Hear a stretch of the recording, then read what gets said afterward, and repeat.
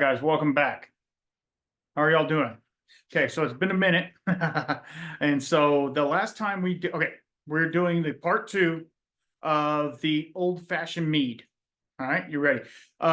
This is the part where we figure out, here's our fermenter right here. We're going to figure out exactly what our ABV is, what our alcohol by volume is. We are going to then transfer it to another container, and we're going to add our second part that makes it the old fashioned. Okay, so let's have a little chat beforehand. I'm on camera now, so that makes it a little bit easier for us, doesn't it? I had to get over that initial shock of everything, but we are back. We're rocking and rolling. I got a free and clear from the doctor. Yay, peace out. So now we can start sipping a little whiskey here and there. So let's go ahead and pop the top on this. Now, if you guys remember, when we started, we made what they call a traditional mead or a traditional must. It did have some orange peel, and then once it started fermenting, I put a little bit of wine tannins in it just to kind of give it a little mouthfeel and flavor. I might oak one bottle of this. I don't know. We're not to bottling yet, so we'll worry about that. And if you remember, this started out at an original gravity of 1.124.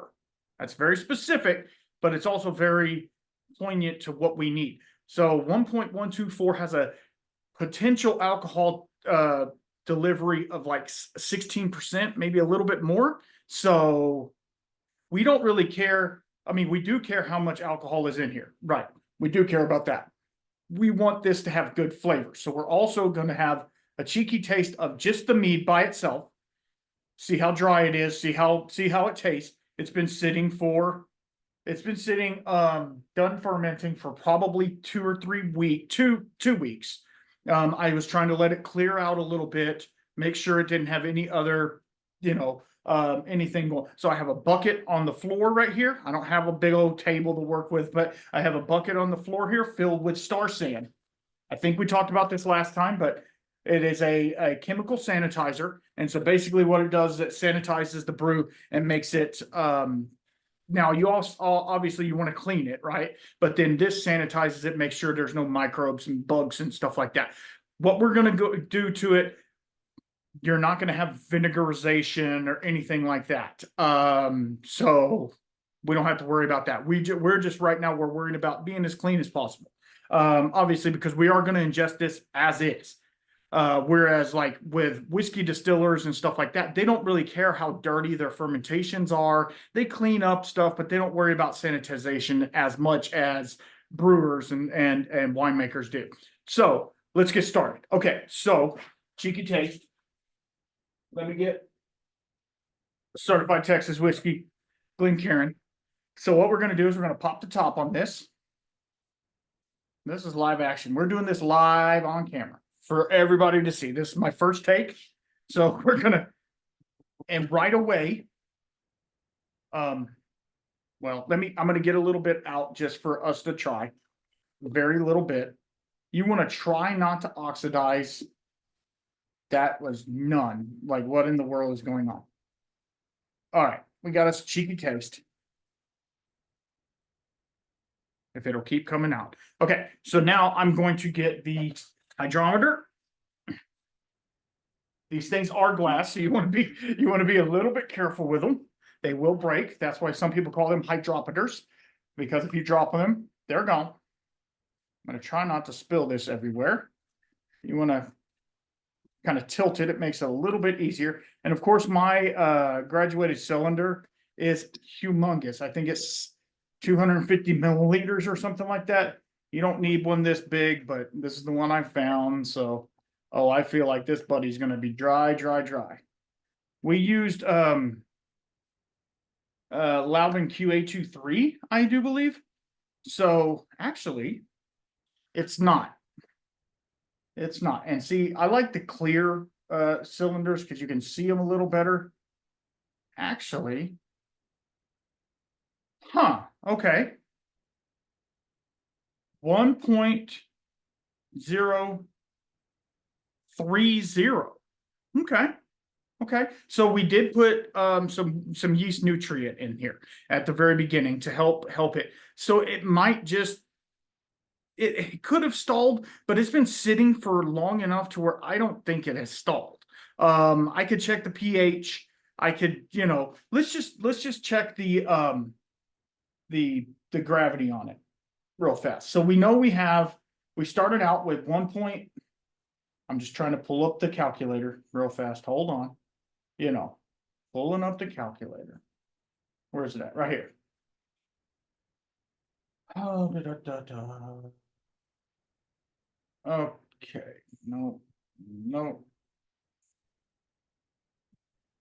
Wow. Okay. So we started with 1.124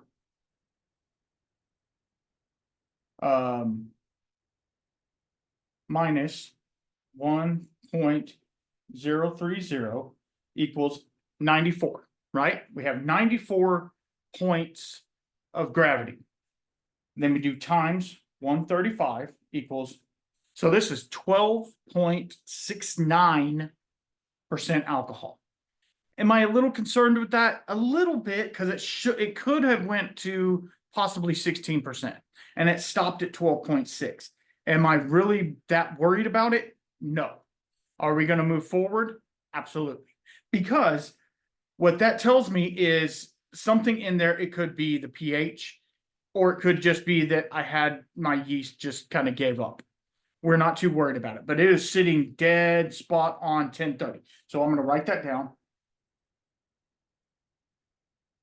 You got to take notes with all this stuff. You know what I mean? Okay. So what I have over here is I have let me get all the star sand out of it. I have a graduated pitcher, right? And it has the measurements on the side, and those are important. We need those. So what I'm going to do carefully, without spilling, is I'm going to pour this into the graduated cylinder. Into the pitcher from the graduated cylinder.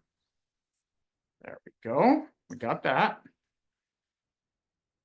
All right, we'll put this back in the sanitizer. And then what I'm going to do is I'm going to transfer the liquid that is in the fermenter into the graduated, oh, good Lord, the container. What is it called? A pitcher. Lord, I don't even know what a pitcher's called. It's been a rough couple days. I'll give you that. It's been a rough couple days. Trying to go back to work, trying to do all those things. Okay, so this is dripping everywhere. This is a siphon, auto siphon. So you see how it has this little cap on the end of it? You want to leave that in because there is some what we call lees at the bottom, which is the yeast that have gone dormant, all of that stuff. The orange peels that we had in there. So I'm going to take this, set it on the ground, and you want to put this inside there. It's kind of tricky to do by yourself, but you can do it. And then you're going to put it in there, and you're going to start the siphon. Start the siphon. There we go. And you just want it to siphon out, and it'll slowly take out all of the liquid. And I am going to let this just go and let us roll through it. All right. So while it's doing that, let's take a little smell and taste. The clarity, it's a little cloudy. Not worried about it. Let's get a smell.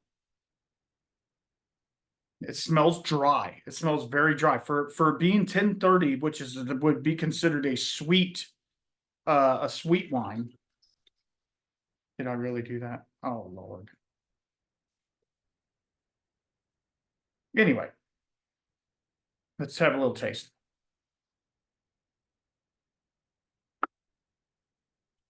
On the taste, now, okay. So on the taste, it's obviously sweet up front, but it's also got some really nice, not tannin, but that orange definitely comes through. I was a little concerned about the orange because I thought, well, is it gonna do what we want it to do?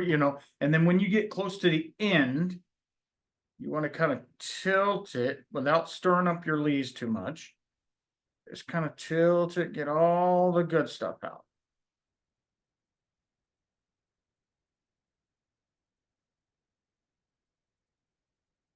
All right. You see that? We did a thing.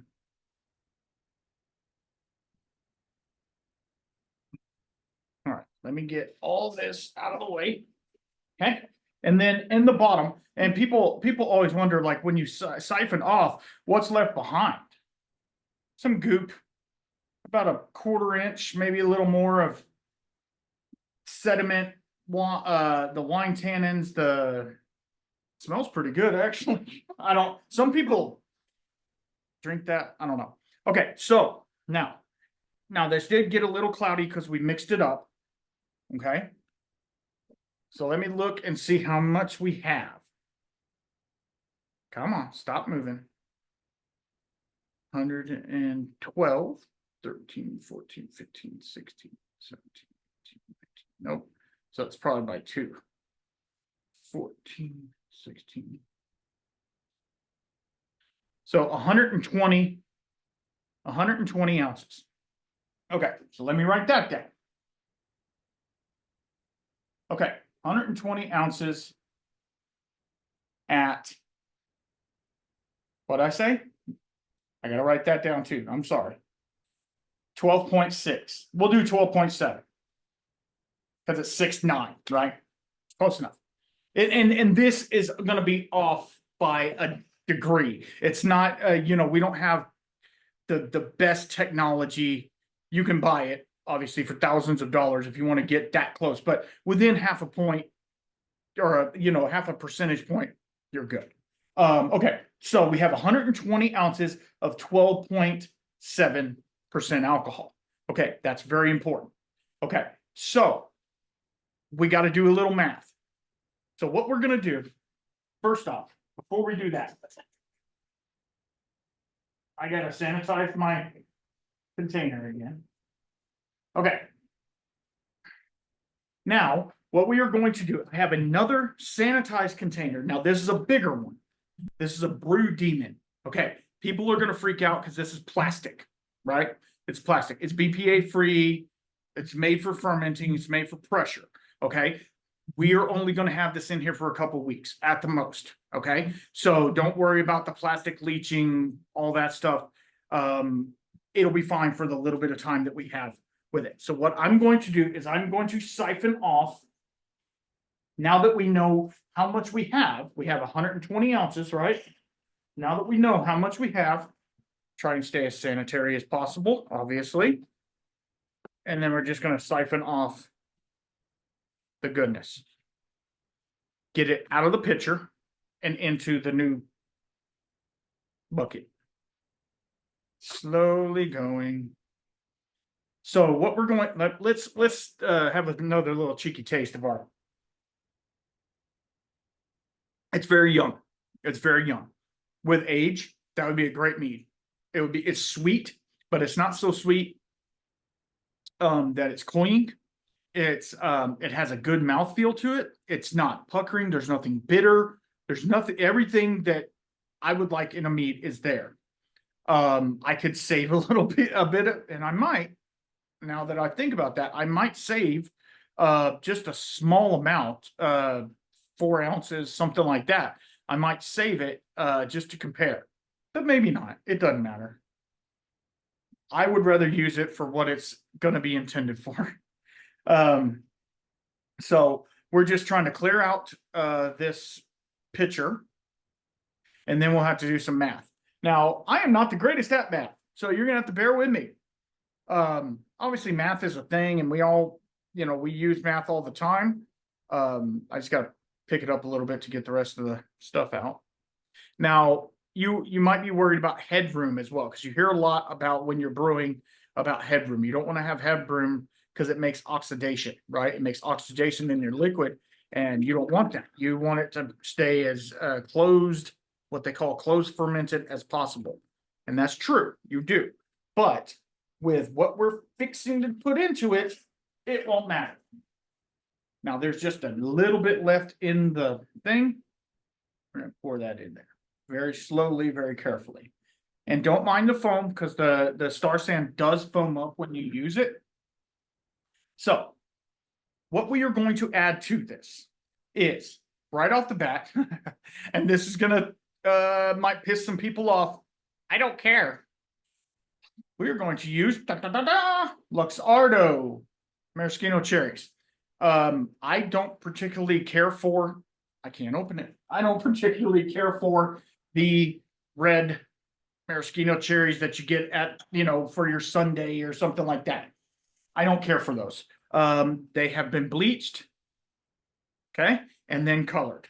These are a little bit different. This is what they make the maraschino liqueur, or maraschino, however you want to say it. It is thick, it is jelly. I'm putting the cherries and everything in it, the entire jar. So this is 400 grams, 14.1 ounces. It doesn't matter, okay? I am putting the entire thing, and people are going to say, that's expensive. You are correct. This is not going to be a cheap mead. So far, we've got about $20 or so in honey. I will tell you, and this is in my area, so where you can get it is you. And then this jar of Luxardo cherries was $25 maybe. Okay, so what we are going to do, we're going to set this to the side. We are going to get our next component, which I kind of went a whole lot of different ways. We are going to fortify this mead. Fortifying is all you do is you add a distilled alcohol to it. So ports, some sherries, a lot of wines are fortified. If you've ever had Dansk Mod, it's a fortified wine. So we are basically doing the same thing. But when, like the moniker says at the beginning, not moniker, I don't know what it's called. Like the title says, this is an old-fashioned mead. Now, old-fashioned, let's talk a little bit about old-fashioned. Old-fashioned, basically back in the day, was a term that they used for something you made, a cocktail you made for a not-so-good whiskey, brandy, rum, it didn't matter. And it was any spirit that you could put in there. You could put anything in there. It wasn't just whiskey. So, but obviously, us being a whiskey channel, we are going to use whiskey. And so I kind of flip-flopped on which whiskey I wanted to use. Because I have a bunch of like cask strength whiskeys that I could throw in there that would be nice.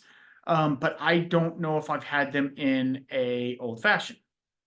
And this is going to create 4 to 5, maybe 6 bottles, right? So you want to make sure that you are doing, you make sure it's a whiskey that you want to drink or that's going to taste good in this cocktail, quote unquote cocktail wine. We are going to fortify this to a percentage. We're going to check it, and that's where we're going to do the math. So, as you probably know, we're going to use Wild Turkey 101. It's a great whiskey. As you guys probably already know, I use this all the time in making cocktails. Love it in an old fashioned. Love it neat. I drink it neat all the time. So what we are going to do now, this is a liter bottle. It was like $4 more expensive to get the liter than the 750. And like I said, I use this all the time. So we are going to get 25.3 ounces. Why? Because that equals a 750 milliliter bottle. Okay.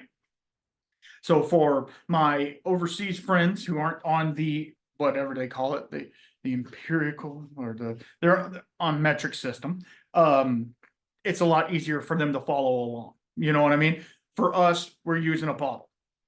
Okay. So I'm going to, now this is not going to be exact because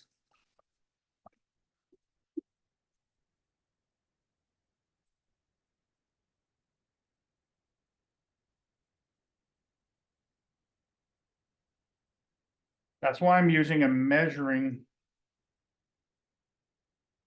Okay. That is 26. A little bit more. And it gives us, hey, buddy, it gives us a little bit to make a cocktail with or have a little cheeky drink of. So now we know that Wild Turkey 101 is 50.5%. So here's the math part. Are you ready?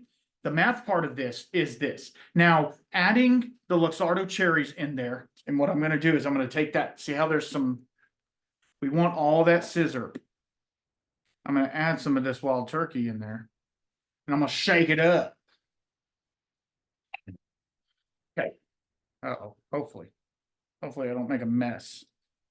And then I'm going to take this and pour it into our fermenter, our secondary fermenter.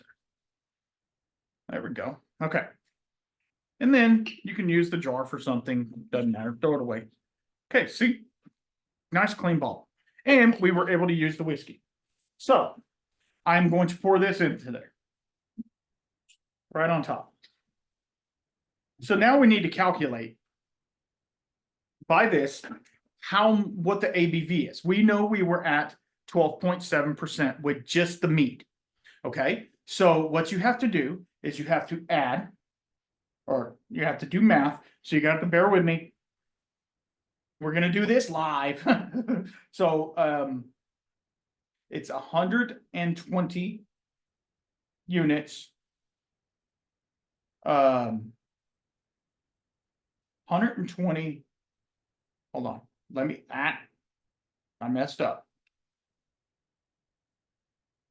Okay. I knew that was it. I had to look at my cheat sheet real fast. 120 times 12.7 equals a number. It doesn't matter. It's 1524. 1524. Okay. So 1524 plus the 1277. That was from the wild turkey. Okay. These numbers don't matter, but they will. So you have, what you do is you take your ABV, whatever your ABV is. So ours is 12.7, and you times it times the volume. Okay. So it's 120 ounces. You have to do it in the same measurement, obviously. I'm using ounces. You can use milliliters. It doesn't matter. I'm using ounces. So I'm using 120 ounces times 12.7. And that gave me 1524, right? And then you take 25.3, which I did a little bit more. So it's going to be a little bit more alcoholic.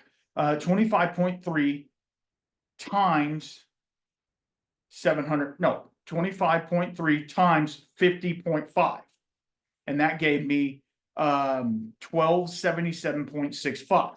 Okay, so you take the 1524 plus 1277.65 equals a number, 2801. It's going to be different for everybody. 65, 2801.65.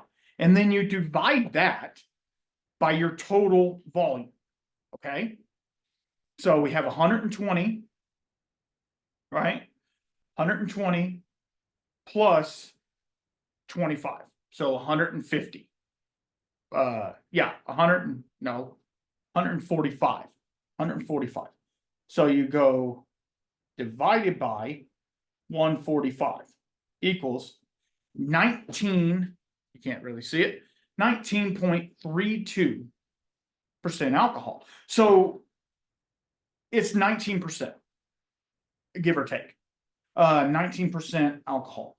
I would actually like it to be a little bit higher. I want to get it more like to 20. So what I'm going to do is I know. The only reason I want to get it up to 20 is because, for one, we're so close. Which kind of, you know what? I have this, and I know. Okay, so this right here is 4 ounces. I know that. So I'm going to add 4 more ounces of whiskey. Hopefully I can free pour this into this container. I am. There we go. I'm doing good. Trying to get back to all this. All right. All right, so we have 4 more ounces of wild turkey. There we go. All right, so that makes our grand total different. Now, so let's go back. So 50.5 times 29 let's do, it'll probably end up being 30. Okay, times 30 equals 15, 15. So 1515 plus 1524 equals 3039 divided by 145 equals 20.95. We went over a little bit. So you could basically call this 21%. I'm fine with that. 21%. 21% alcohol. Okay, so you could drink that right now. It's going to be weird. I'm going to taste it. So let me get some of this stuff out of my fermenter, or out of my thing. I'm looking for something. I'm here. Sanitized spoon. I am going to mix this up because it has some, that the Luxardo cherries, they have some sugar in them. So this could be pretty sweet. But with that 50% alcohol in there, this is now 20%, 21% alcohol. So I'm stirring gently. I'm not stirring vigorously to where it's sloshing all over the place, but I want to stir it enough to where it actually does something. I'm trying, this is a conical fermenter, so I'm trying to get down there in the bottom to get all of that stuff off. All right, let me finish this. There's still a little bit of just the mead. The nose is a little weird. It's a little funky on the nose, but now it's going to be totally different. So,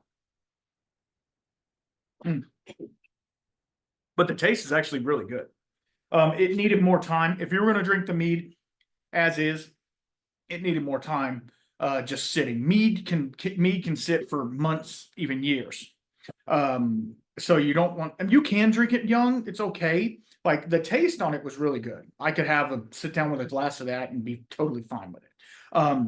But that's the thing. So I'm gonna get my handy dandy turkey baster, get all the sanitizer out of it because I try to stay as sanitary as possible. And don't ding me on my sanitation or anything like that. This is going to be for me, my family, my friends. I'm not trying to commercially sell this to anybody. So what we're going to do is we're going to get a cheeky little taste of this too, because why not? That's what homebrew is all about, getting a cheeky taste of it. And then what I'm going to do is take the lid, get all the sanitizer water off of it, and put the lid back on. And then there's a little bong in here. I gotta find it. I'm sorry. This is thrilling YouTube, isn't it? Absolutely thrilling. Where'd it go? There it is. There's a little bong right there. I found it. And then I'm gonna take the airlock out of here. And I'm gonna transfer all this to paper, put a paper, because I won't remember. That's why you need to write things down. Now I'm going to put it under airlock. Now you're probably thinking, well, it's 20% alcohol. It shouldn't ferment. You're right. It shouldn't. I just don't want air to get in there and oxidize it because it can still get oxidized. Now, a little bit of oxidation doesn't hurt, right? Wines oxidize all the time. And now that this is of a higher ABV, it is less likely to put off flavors, right? So let's try. Look at the color of it now. Totally different. Totally different. This is probably going to be super sweet, but oh yeah. You can smell the wild turkey right away. A little bit of. Now, is this to replace an old fashioned? Absolutely not. It's not going to replace an old fashioned because what doesn't it have in it? It doesn't have any bitters, right? It has the orange, but it doesn't have any bitters. So if you want to make a cocktail, you're going to need to put bitters in there. The reason I didn't put bitters in it right now is because bitters can overwhelm really fast. And I don't want to put half a bottle of Angostura in there and then it just override the entire thing and all it tastes like is bitters. That's not the point. I want to be able to taste the mead because we're making a mead, right? So this is still, right now, this is still considered mead because 120 ounces of it is the mead. So it's way over 50% of it is the mead. So only 20, well, 30 ounces of it was whiskey. So the color, obviously, it's not clear. It could clear up. I'm gonna let it, like I said, I'm gonna let it sit for a couple months. Not months, good lord, a couple of weeks. But you get a little bit of the orange on the nose. You get the wild turkey, so you're getting the dark, rich vanillas and the almost a creme brulee caramel coming through. All right, I'm excited to taste it. Now, it's probably going to be all disjointed and weird because when you dump alcohols together, they need to mellow out. That's just, especially something so low proof, and then you're adding sugar as well to it because the Luxardo cherries had sugar in them. So,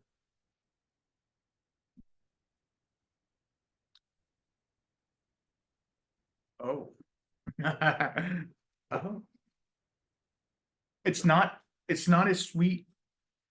Oh, wow. Okay, okay. Uh-huh. All right. Let me take you on a ride. No, no, not a ride. Shout out Whiskey Trip. He likes to go on those rides. All right, on the nose, now that I've had a taste, the retro nasal's coming in. It's a lot. There's a honey coming in. It's strong, but like, okay, so fermented honey is different than just honey you get, normal honey before you ferment it. It is different. So the difference is it almost has, well, it has a fermented, if you've ever had kombucha or what is that stuff? Kimchi, stuff like that. It just has a fermented smell to it. And this being as young as it is, that still carries over, but it's not off-putting. Like where at first it was a little bit off-putting, and this is this whole series is, I watched a video on City Steading Brews, which please follow them as well. They made it, and they have a thing said it smells footy. It smells like a foot, which I don't know if it smells like a foot. It doesn't really smell like a foot to me, but it does smell a little young. But when you add the alcohol, especially the wild turkey is like a 6-year-old Kentucky bourbon. And so it has a lot of like I think adding the wine tannins to it made a big difference. Because it like mellowed that footiness, what they call footiness of the mead, and made it more cohesive with the drink. So now would this be considered a cocktail? Possibly. It needs a big ice ball. Some people would say maybe it needs a little sparkling water. Who knows? But on the nose, you get a lot of that orange, and you're getting the honey is coming through, but it's also that vanillin and that barrel char. Like, but what you can't, I mean, you can recreate it with the wine tannins all day long, but as we know, it's hard to recreate something that time does. Shout out to ETOH Spirits. They're attempting to do that, and they're doing an amazing job. But there's some things that the spirit sitting on wood for as long as it does something. It does something, and it makes it different. So let's have another taste. Right off the bat, it's almost like cherry cola. Because the cherry influence on it is prominent right now. It, like I said, it's a little disconjointed. It needs to sit. It needs to mellow. But if I had to give it a rating right now on a drinkability scale of 1 to 10, it is at least an 8. At least an 8. The only thing that's off-putting is it is a little discombobulated. It doesn't know, like, is the honey coming forward? Is the cherry coming forward? But here's wild turkey in the background pushing both of those forward. It doesn't have, it's not proofy. It does not taste proofy at all. It actually is really, really spectacular. For now, I'm gonna have another video in a couple of weeks where we do. I don't know if I'll video the bottling because that's a pain in the butt. It's basically you take them, you siphon into each bottle. It's I've only got so much space here to work with. You siphon into each bottle, you put a cap in it, and then you let it sit. I'm going to taste it before I do that because I need to get it off of these cherries. They're not going to mold or anything. I just don't want more cherry on top of what's already there. The color will clear up a little bit, but I think that's beautiful. It's like a red, blood red looking. But then it also has some amber to it from the mead. So it's really nice. On the nose, it doesn't smell sweet. You get the orange, which I thought, man, that little bit of orange, that's not going to do a whole lot, but it really does. The citrus comes through a lot. And then the wild turkey, like I said, comes through. I mean, of course, we put 30 ounces in it, so oh yeah. Dude, I could drink that. I could literally drink that all day long. And it'll kick your butt because it's 21%. But at the same time, it's super good. So this is not the end of this series. This is just the middle point. We're going to taste it here in a couple of weeks. I'm trying to get back to work, so with work schedule, which is exciting. And I don't know if you can see those stash is coming back. We hit a little hiccup in the road. We'll talk about that on the podcast. If you're not following the podcast, please do. It's on Apple, Spotify, everywhere you can find it. It's Whiskey Shaman Podcast, obviously. And also make sure you check out all of our sponsors. Yeah, sponsors. Z Smith's Whiskey and Mixology. Please follow him. He's a buddy of mine, Whiskey Som. He's doing some amazing stuff. Please go like and follow his stuff. He's helping out bars. He's helping out distilleries. He's doing all this really cool stuff. And you need to be a part of it. You need to follow along with his journey. And obviously, Bamo Barrels. If you don't know, now you know. You know what I mean? It's like, if you don't know about Bamo by now, what are you doing? You know what I mean? Like, use the link below to get you a barrel. It gives me a ding. It helps me out. Helps Chris say, oh, this came from the shaman. Okay, cool. You know what I mean? And still got challenge coins. They say keep your spirits up on the backside. I still got some of these available. Not a whole lot, but I got a couple of them available. If you want one, please DM me somewhere. Shoot me an email, whiskeyshamanpodcast@gmail. All the stuff will be in the description below, obviously. I'm fixing to do an update on the Infinity Barrel. So that'll be awesome. Not today. It'll be I got so much stuff I want to do. You know what I mean? There's not enough time in a day. I am recording this right before the Super Bowl, which I don't care anything about. I don't watch sports. Could care less. You know what I mean? Yay team. You know what I mean? Whatever. I'm going to eat some good food, which obviously for me means a lot of protein and no carbs or anything like that. But I will tell you this. I am so pleased with this already. I could have drank just the mead by itself and it would have been fantastic. So I'm going to make another one and do the same thing with it that I did and maybe just have that as a mead because it was really good. And we had a little hiccup during all this.